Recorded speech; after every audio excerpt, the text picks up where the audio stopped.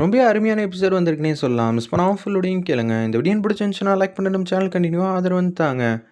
எங்கே போனாங்க சிவாங்கிற மாதிரி யோசிச்சுட்டு இருக்காங்க அயலி. அப்பன்னு பார்த்து அவங்க அசிஸ்டண்ட் கிட்ட எல்லார்கிட்டையும் வந்து விசாரிக்கிறப்ப ரேஷ்மா கூட தான் போயிருக்காங்கங்கிற மாதிரி கேள்விப்பட்டுறோன்னே இங்கே என்னென்னமோ நடந்துக்கிட்டு இருக்கு. இப்போன்னு பார்த்து அவர் தோழியை கூட்டிகிட்டு போயிட்டு ஊர் சுற்றணுமா அப்படின்னு உச்சகட்ட கோபத்தில் ஃபோன் மேலே ஃபோன் பண்ணிக்கிட்டே இருக்காங்க.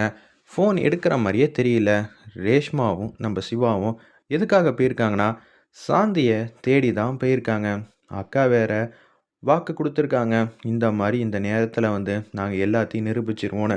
அதுக்கேற்ற மாதிரி ஓடலான்னு பார்த்தா சாந்தி எங்கே போனான்னு தெரியல. நம்ம சீக்கிரம் போனால் பிடிச்சிடலான் தான் யார்கிட்டையும் சொல்லாமல் நேரத்தை வந்து கடத்தாமல் நம்ம இங்கே வந்தோம். ஆனால் கடைசியில் இந்த தகவல் எப்படியோ வெளியில் வந்து கசிஞ்சிருச்சே அப்படின்னு ரேஷ்மாவும் சிவாவும் யோசிச்சுட்டு நம்ம அயலி எந்த இடத்துல இருக்காங்களோ அதே இடத்துக்கு தான் வந்துக்கிட்டு இருக்காங்க. சிவாவும் ரேஷ்மாவும் பைக்கில். அவங்க 2 பேரும் பைக்கில் வரதை பார்த்துட்டு கடுப்பாயிட்டாங்க. நம்ம அயலி புரிஞ்சிக்காமையே வந்து பேசுகிறாங்க.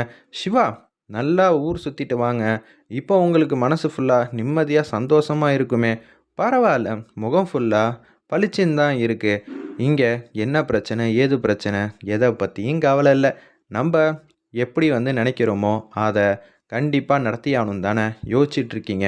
ஐலி, ஏன் ஐலி இப்படியெல்லாம் வந்து பண்ணிகிட்ருக்க? சொல்கிறத முதல்ல கேளு. நான் தெரிஞ்சுக்கணுன்னு நினைக்கவே இல்லை. ரேஷ்மா, இதெல்லாம் நியாயமாக இருக்கா?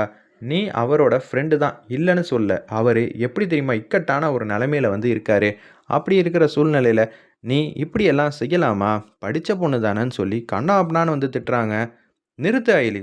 ரேஷ்மாவை ஏதாவது ஒரு வார்த்தை சொன்னேன்னா அவ்வளோதான். நாங்கள் எங்கே போயிட்டு வந்தோம் தெரியுமா?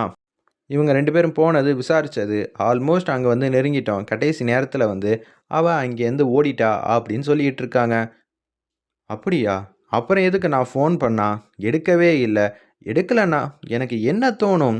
ஐலி, புரிஞ்சுக்க ஐலி. பைக்கில் வந்துக்கிட்டு இருந்தோம், சுற்றி வந்து ஏகப்பட்ட சவுண்டெல்லாம் கேட்டுட்டு இருந்துச்சு. எங்களுக்கு தாட்டு ஃபுல்லாக எப்படி எங்கே நெருங்க போகிறோம், அந்த வண்டி நம்பர் பார்க்கணுமே அப்படி இப்படின்னு யோசிச்சுக்கிட்டே துரத்திக்கிட்டே போனோமா. அந்த கேப்பில் நீ ஃபோன் பண்ணியிருந்தா எப்படி ஐலி நாங்கள் கவனிக்க முடியும்? யோசிச்சு பாரு. சரி ரேஷ்மா, நான் தான் தப்பாக வந்து பேசிட்டேன், என்ன மன்னிச்சிரு. நான் அப்படியெல்லாம் பேசியிருக்கக்கூடாது. சரி ஐலி, விடு, நான் எதுவாக இருந்தாலும் பேசிக்கிறேன் அப்படின்னு சொல்லும்போது ரேஷ்மா வந்து மன்னிப்பு கேட்குறாங்க. நான் உங்ககிட்ட சொல்லிட்டு தான் போயிருக்கணும். என்னது? சரி, ஃபோன் பண்ணியிருந்தா தாமதமாயிடும் தான் சிவாவை டக்குன்னு அழைச்சிட்டு போயிட்டேன். ஏன் தப்பு தாங்க. நான் உங்ககிட்ட இன்ஃபார்ம் பண்ணாமல் போயிருக்கவே கூடாது அப்படின்னு சொன்னேனே.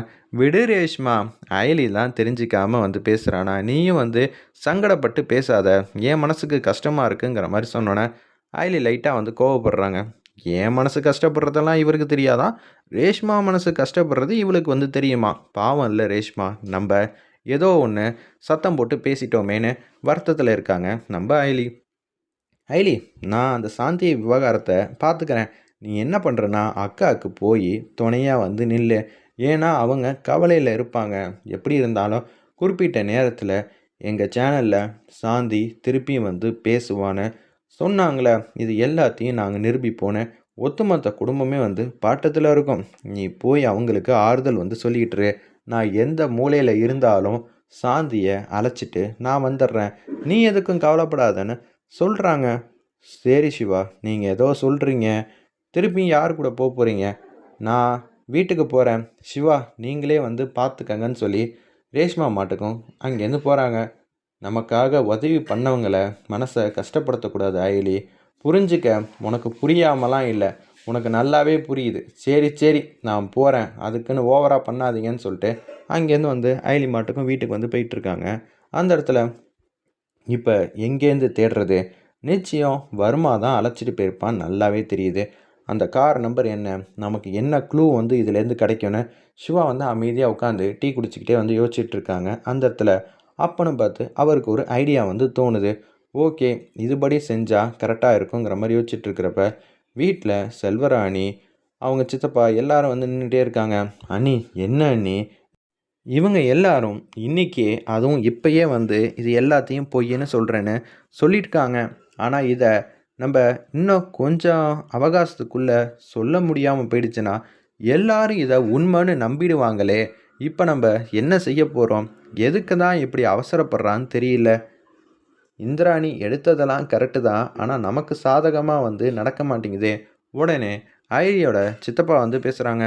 ஏம்மா, ஏன் இப்படியெல்லாம் வந்து செஞ்சுக்கிட்டு இருக்கேன்னு உதயபெருமாள் தம்பி வந்து பேசுகிறாங்க. நான் ஒரே ஒரு நிமிஷம் வந்து சொல்கிறேன். உங்களுக்கு நிரூபிக்க முடியலன்னா என்ன நடக்கும்னு கவலை.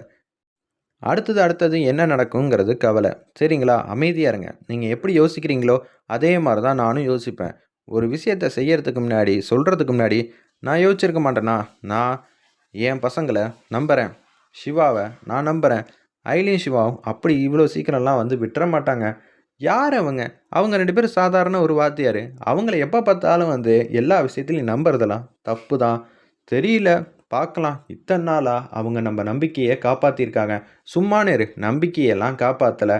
அவங்க 2 பேரும் நமக்கு நிம்மதியை தான் வச்சுருக்காங்க அப்படின்னு சொல்லும்போது, ஒருத்தருக்கு மனசும் சரி, அவங்க யோசிக்கிற செயலும் மாறுபட்டுட்டு தான் இருக்கும். விடுங்க, அவங்க பார்த்துப்பாங்க. எனக்கு என் தம்பி மேலே அபரிதமான நம்பிக்கை இருக்குன்னு சிவாவையும் ஐலியும் விட்டு கொடுக்காம வந்து பேசிகிட்டு இருக்காங்க நம்ம இந்திராணி. வீட்டில் இருக்கிற எல்லாரும் திட்டலான்னு வரப்ப ஐலி வந்து வராங்க. அண்ணிய நாங்கள் இல்லைன்னா போதுமே, இதான் சாக்குன்னு சொல்லிட்டு சுற்றி நின்று அடிக்க ஆரம்பிச்சிருவீங்களே. அவங்க எத்தனை பேரை தான் வந்து சமாளிப்பாங்க? இதுவே வெளியாள் கேட்டிருந்தா மைக்கை வச்சுக்கிட்டு அண்ணி வந்து வெளுத்தெடுத்திருப்பாங்க. அண்ணியோட செயல் திட்டம் எனக்கு தெரியாது. ஆனால் நான் சொல்லட்டுமா? அப்படி என்னடி உங்கள் 2 பேருக்குள்ளே இருக்கிற பாசம் இதெல்லாம்? சொல்லு பார்ப்போம். இப்போ இன்றைக்கே நிரூபிக்கலைன்னு வச்சுக்கோங்களேன். இதை நம்ம என்னைக்கு நிரூபித்தாலும் இது எல்லாம் பொய்ன்னு சொல்லிடுவாங்க. அது மட்டும் இல்லாமல் மறுப்பு மட்டும் தெரிவித்தோன்னு வச்சுக்கோங்களேன். அப்போனா இதை நீங்கள் எப்போ நிரூபிப்பீங்கன்னு அடுத்த கேள்வி கேட்பாங்க. நான் யோசிச்சுட்டு காலம் வரப்போ பதில் சொல்லுன்னெலாம் மொக்கையெல்லாம் நம்ம இந்திராணியெல்லாம் பேச மாட்டாங்க. அவங்க ஒரு குறிப்பிட்ட கால அவகாசம் என்னன்னு சொல்லுவாங்க. இப்படி தான் அவங்க வழியாக உண்மையாகவும் நேர்மையாகவும் இருக்கிறவங்க இப்படி தான் வந்து தைரியமாக இருப்பாங்க. நீங்கள் கவலைப்படாதீங்க. தயவு செஞ்சு கோவப்படுறதுனால டைம் ஒன்றும் ரிவர்ஸில் போகாது. சரி, அதெல்லாம் இருக்கட்டும். இந்திராணி சொல்கிறது விஷயம், நீ சொல்கிற விஷயம்லாம் ஒரு பக்கம் நியாயமாகவே இருக்கட்டும். அதுக்கு சாந்தி இங்கே வரணும்ல. சாந்தி இருக்கிற இடத்த ஆல்மோஸ்ட் வந்து கண்டுபிடிச்சிட்டாரு நம்ம சிவா. அப்புறம் என்னாச்சு? அழைச்சிட்டு வர வேண்டியதானே. கடைசி நேரத்தில் அவள் ஏதோ ஒரு காரில் ஏறி தப்பிச்சு போயிட்டாலாம். அப்போனா பிடிக்கல, எங்கே போயிருக்கான்னு பார்த்துட்டு தான் வந்திருக்கீங்க. இல்லை, ஏதோ ஒரு விஷயம் வந்து கிடச்சிருக்கு சிவாவுக்கு. இவ்வளோ தூரம் அவள் பயந்து ஓடுறானாலே அவள் தப்பு செஞ்சுருக்கான்னு தானே அர்த்தம். ஒரு வேளை நிரூபிக்க முடியலன்னா சாந்தி இப்போ அந்த இடத்துல இல்லைன்னு சொல்லலாம். அப்படி ஒரு சூழ்நிலை நமக்கு வந்துடாது. நிச்சயம் நம்ம சாந்தியை கூப்பிட்டு வச்சு இங்கே பேசிடலாம். நீங்கள் எதுக்கும் கவலைப்படாமல் இருங்க, தைரியமாக இருங்க. தைரியத்தை மட்டும் இந்திராணி என்றைக்குமே கடைசி வினாடியாக இருந்தாலும் விட்டு கொடுத்ததே இல்லை. அதனால தான் நீங்கள் எல்லாரும் இவ்வளோ கம்பீரமாக உங்களுக்குன்னு ஒரு பேர் புகழ் எல்லாமே வந்து இருக்குது. தைரியமாக இருக்கிற அண்ணியே மாற்றிடாதீங்க, அது நல்லதுக்கு இல்லைன்னு இந்திராணிக்காக சூப்பராக வந்து பேசுகிறாங்க. வெல் செட்மா அப்படின்னு அந்த இடத்துல உதயபெருமாள் வந்து செம்மையாக பாராட்டுறாங்க. பார்த்துக்க, இந்த வீட்டுக்கு சம்மந்தம் இல்லைன்னு சொல்கிறீங்க ஐலியை பார்த்து. ஆனால் ஐலி எப்படியெல்லாம் பேசிக்கிட்டு இருக்கா, இந்த வீட்டை பற்றி மட்டும்தான் நினச்சிக்கிட்டு இருக்கா. ஆனால் நீங்கள் இந்த வீட்டுக்கும் உங்களுக்கும் அவ்வளோ சம்மந்தம் இருக்குது. ஆனால் நீங்கள் சம்மந்தமே இல்லாமல் பேசுகிறீங்க, நடந்துக்கிறீங்க. தெரிஞ்சுக்கங்க, இந்திராணி மனசில் ஐலி ஏன் அவ்வளோ பெரிய உயரத்தில் இருக்கான்னு அப்படின்னு சொல்லும்போது அப்படியே எல்லாரும் அமைதியாக வந்து நிற்கிறாங்க. சூப்பராக இருந்துச்சு. வெயிட் பண்ணி பார்ப்போம்.